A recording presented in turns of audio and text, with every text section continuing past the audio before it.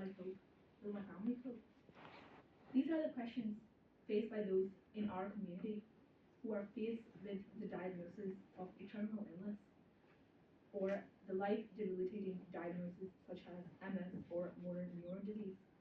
Euthanasia is the assisted killing of someone who potentially might not be able to have a healthy lifestyle or may not even have hope to survive anymore. But should it be legalized? A new law to legalize assisted dying for terminally ill adults in England and Wales has been formally proposed in the Parliament. Imagine going to the doctors and realizing that they have the license to end your life.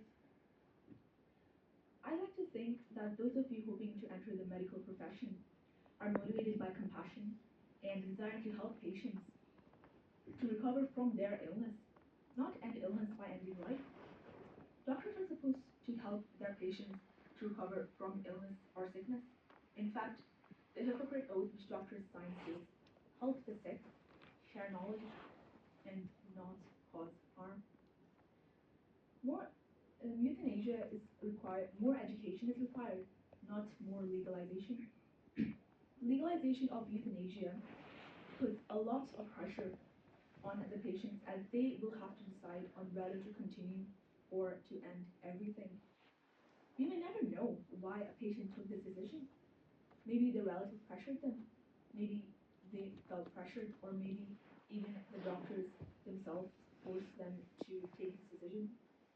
This puts a lot of pressure on the vulnerable people, and many of them won't be able to make such decisions rationally at the point of diagnosis.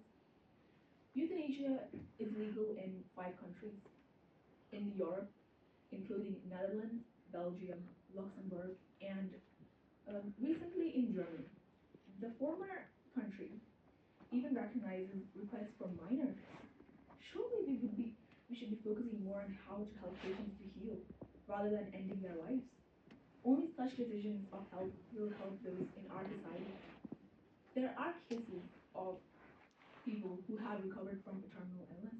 For example, Heather Van Saint, she was given 15 months to survive. However, she currently is an 18-year mesothelioma survivor, and she brings awareness to such cases. The chance of someone dying from a terminal illness is high, but recovering from it is also possible. Chances of recovery are low, but it's never zero. Mercy killing is also biblically wrong, as it is a deliberate violation of the 6th commandment. You shall not murder. It is not our responsibility to decide whether ending someone's life should be legalized or not. Life is given by God, and only God should be allowed to be the one taking it. Legalization of dignity in dying would also lead to worse care of the terminally ill. Too many people remember the horrific headlines about Dr. Shipman, labeling him as Dr. Death. The classic case of a doctor who abused the trust of his elderly, vulnerable patients. It puts too much power in the hands of the doctor, and it damages the trust between the patient and the doctor.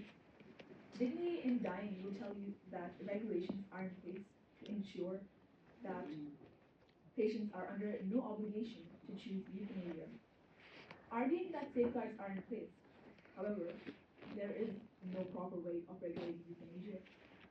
The swift movements of Canada's law from the legislation of medical assisted in dying, ironically referred to as MAID, in 2016, whose death was reasonably foreseeable to the planned inclusion of people with mental illness in 2027, is testament to this.